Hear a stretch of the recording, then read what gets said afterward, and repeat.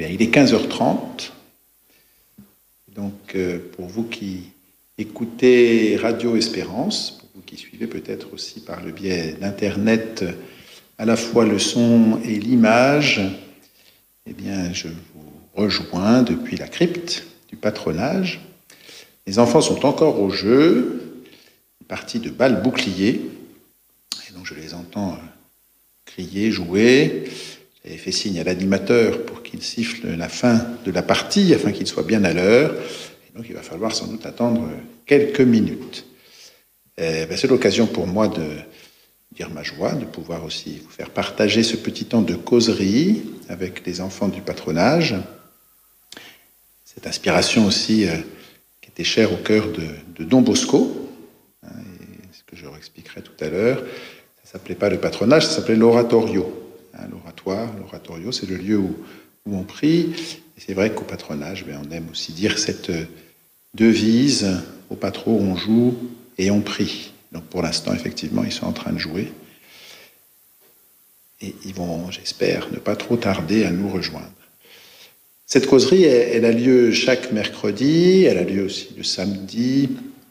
Et donc cette histoire de Don Bosco, je redoute de ne pas pouvoir la conclure, puisqu'il n'en reste plus beaucoup de mercredis avant le temps des vacances. Mais c'est pas grave. Et donc déjà, vous avez appris plusieurs choses au sujet de Don Bosco. On est arrivé à son ordination, et puis à ses débuts dans les quartiers de Turin, où il va regrouper ces jeunes, ces adolescents, désœuvrés pour certains, employés des travaux de maçonnerie pour d'autres, qui sont tout heureux de pouvoir, alors que la plupart sont sans père, sans mère, orphelins, de trouver un père qui s'occupe d'eux, un père qui leur propose de se retrouver ensemble pour jouer, de se retrouver ensemble aussi pour découvrir qui est Dieu, pour apprendre à l'aimer et à devenir des saints, ce qui n'était pas gagné. Dans l'histoire de Don Bosco, on voit qu'il a eu fort à faire, aussi bien du côté des habitants de Turin, des autorités aussi, que du côté de ses confrères prêtres. Une espèce de tension là qui va naître entre les prêtres de Turin, curés, vicaires, qui voyaient d'un mauvais œil que les enfants qui allaient avec Don Bosco, du coup, ne fréquentaient pas leur paroisse. Et Don Bosco avait beau leur expliquer que, de toute façon, avant même qu'ils n'interviennent et qu'ils ne les regroupent, ils n'allaient déjà pas dans la paroisse. Toujours est-il, les positions vont se crisper un peu, quitte à prendre un tour un peu cocasse. Je ne sais pas si j'aurai le temps de le raconter aujourd'hui, mais parmi les événements un peu cocasses qui émaillent la vie de Don Bosco, il y a eu cette tentative de l'interner, de le faire interner, en tout cas au moins d'écarter de Turin pour un temps, en l'envoyant dans ce qu'on appelle un asile, une maison de repos, pensant que toutes ces idées laissaient suggérer qu'il avait perdu la tête. Et donc ses confrères pleins de bonnes intentions voulaient lui faire prendre un peu de repos. Mais voilà, je n'en dis pas plus. Si j'en parle aujourd'hui, vous verrez de quelle façon s'est terminé cet épisode, encore une fois très cocasse, de la vie de Don Bosco. Parmi ce que je retiens aussi comme modèle, cette figure de Don Bosco, parmi les personnes qui l'ont aidé, parmi les personnes qui l'ont soutenu, il y a aussi tous ceux à qui il avait apporté du secours, précisément, dans les milieux qu'il fréquentait aussi, donc du littéraire, personnes plus aisées, à qui il avait rendu des services, ou qu'il avait même rapproché de Dieu, et qui par reconnaissance lui ont permis peut-être à certains moments donc de sa vie et de son apostolat, d'avoir les moyens qui lui faisaient parfois cruellement défaut. Bien, c'est encore vrai aujourd'hui, je pense, dans nos patronages, où on peut mettre aussi à contribution ou compter sur l'aide et sur l'appui de ces personnes qui sont, on va dire, des fois en admiration de ce qui s'y fait, de ce qui s'y vit, et qui veulent apporter leur soutien. Donc, il y a plein de points de ressemblance entre ce que fut la vie, l'apostolat de Don Bosco, au XIXe siècle à Turin et ce qui peut se vivre aujourd'hui encore en France, donc dans nos patronages, que ce soit à Paris, à Saint-Étienne, avec l'appui de ces collaborateurs, de ces personnes qui soutiennent nos œuvres. Et s'ils s'en trouvent parmi vous, c'est l'occasion de vous remercier, de dire un grand merci. On est en train d'essayer en tout cas de mettre en place ce qui pourrait être la colonie de vacances, parce que le patronage il se poursuit avec un temps de vacances à la montagne pour ceux de Saint-Étienne. Et donc, compte tenu du contexte, qu'on attend un peu les consignes ou les protocoles qui permettront, j'espère, aux enfants de Saint-Étienne de bien profiter cette année encore du temps de la colonie, qui aura lieu donc du 4 au 24 juillet prochain. Voilà, pour l'instant, ils sont plusieurs à être inscrits. Il semblerait que les décisions en haut lieu rendent possible l'organisation des colonies de vacances. Et donc, on espère que dans le concret, dans la mise en œuvre, ce ne sera pas trop compliqué. Puis il y a aussi le centre aéré de Longiron, où là aussi les choses se mettent en place tout doucement. Mais sûrement, on espère. C'est un autre principe que celui de la colonie, et donc c'est sans doute d'autres mesures qui devront être mises en œuvre.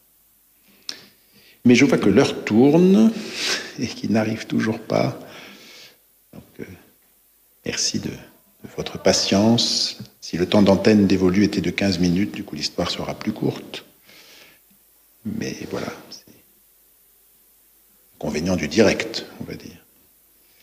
Alors j'entends qu'ils approchent, donc le temps qu'ils s'installent tous, encore prendre quelques minutes. Donc pardon pour ce délai supplémentaire.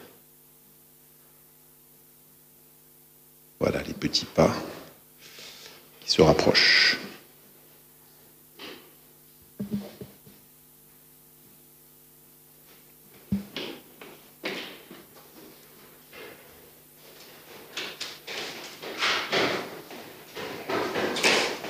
Bien, bien, bien. Installez-vous.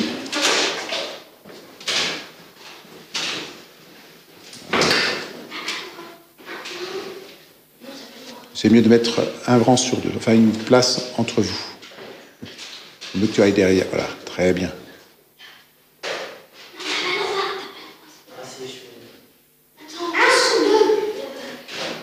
Voilà, je vous disais que la mise en place pouvait prendre quelques temps, mais voilà. Ils arrivent. Ben oui. Depuis 8 minutes. Eh oui. Il y a du relâchement. La semaine dernière, vous étiez bien à l'heure. Bon, je comprends, la balle bouclier, forcément, c'est peut-être plus compliqué de tenir le timing.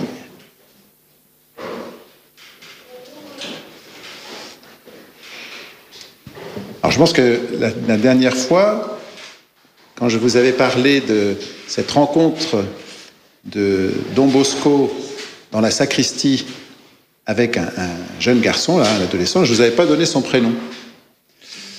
Et bien donc, cet adolescent, là, ce jeune de 16 ans, à qui Don Bosco va sauver la mise, puisqu'il vient de se faire expulser de la sacristie par le sacristain, il s'appelle Barthélemy en français, Bartolomeo en italien.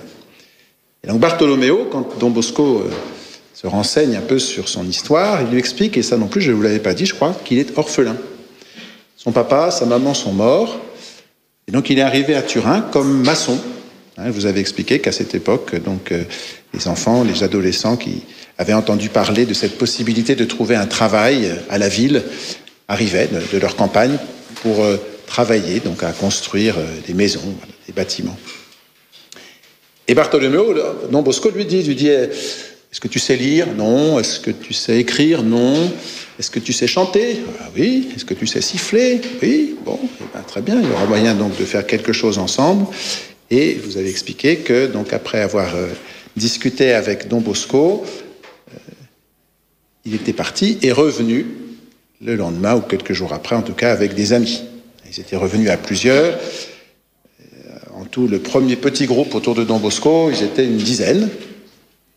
Et c'était le début de ce qu'en Italie, on appelle l'oratorio. Et puis pour nous donc les patronages. La devise, vous savez, la devise du patronage, au patronage, on joue, c'est ce que vous venez de faire, et on prie, c'est ce qu'on va faire ensemble tout à l'heure. Et bien, oratorio, oratoire, c'est ce que ça veut dire aussi, c'est le lieu de la prière.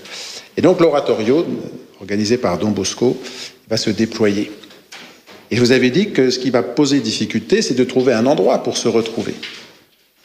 Au tout début, Don Bosco, il avait aussi une autre charge. On lui avait proposé de s'occuper d'orphelins aussi, mais dans une maison qu'une marquise, la marquise de Barolo, avait créée. Elle avait voulu, pour regrouper les enfants qui étaient orphelins, justement, une maison un peu comme un foyer, où les enfants qui n'avaient plus leurs parents pouvaient venir, où on leur proposait les repas, l'hébergement, peut-être aussi des activités. Et donc, cette dame qui était chrétienne, elle voulait qu'il y ait un prêtre dans la maison. Et donc, elle va demander à Don Bosco s'il accepte d'être l'aumônier de son orphelinat. Et Don Bosco accepte, et du coup, en faisant un peu plus connaissance, il lui demande si c'est possible que, puisqu'il y a une cour dans cette maison, que les jeunes de l'oratoire, les garçons là, qui étaient venus trouver Don Bosco, puissent venir y jouer. Dans un premier temps, elle accepte, mais le problème, je ne sais pas si vous connaissez ça, vous, si vous avez connu ça, quand vous jouiez dans des endroits où il y avait des plantes, où il y avait des belles fleurs. Le problème, c'est qu'il y a un jardinier qui entretenait un peu des jardins, là, des petits jardins qu'il y avait sur la cour, enfin des carrés où il y avait des plantes, et furieux, parce que quand les enfants jouent, quand ils jouent au ballon, eh bien, les belles roses sont abîmées, les dahlias ils sont cassés, et donc il se plaint. Il se plaint à la marquise en lui disant c'est pas possible, on peut pas continuer comme ça. Les enfants de l'orphelinat, eux, ils sont bien corrects, ils jouent comme il faut, mais là, des voyous là, de Don Bosco, ils cassent tout, ils jouent, et ils menacent de ruiner tout mon travail de jardinier. Et donc, la marquise, du coup, elle va convoquer Don Bosco pour lui dire c'est plus possible. Voilà, il faut que vous partiez avec vos enfants, là, c'est plus possible. Alors, il est bien ennuyé, et il va essayer de trouver un autre endroit. Il a repéré qu'il y avait, à côté d'une petite chapelle aussi, un grand terrain, alors un terrain vague, où là, pour le coup, il n'y avait pas de risque d'endommager ou d'abîmer des belles fleurs. Et donc, il s'y rend, il demande l'autorisation à celui qui était propriétaire, qui accepte. Mais là aussi, manque de chance, le propriétaire, il avait une servante qui a fini aussi par se fâcher après les jeunes de Don Bosco, parce qu'elle avait des poules. Et notamment une poule qui couvait et qui donnait de bons œufs, et que les enfants de Don Bosco, que les jeunes de Don Bosco avaient effrayé avec leurs jeux, avec leurs cris. Et donc la servante était furieuse et est allée trouver son maître en disant « ça ne peut plus continuer, il ne faut pas qu'ils restent ici, ils font que des misères à mes poules, et du coup on n'a plus d'œufs ». Et même chose, donc le propriétaire va devoir dire à Don Bosco « c'est pas possible, vous ne pouvez plus rester, il faut que vous partiez ». Bon. Alors les enfants sont bien ennuyés, ils disent à Don Bosco qu'est-ce qu'on va devenir, comment on va faire.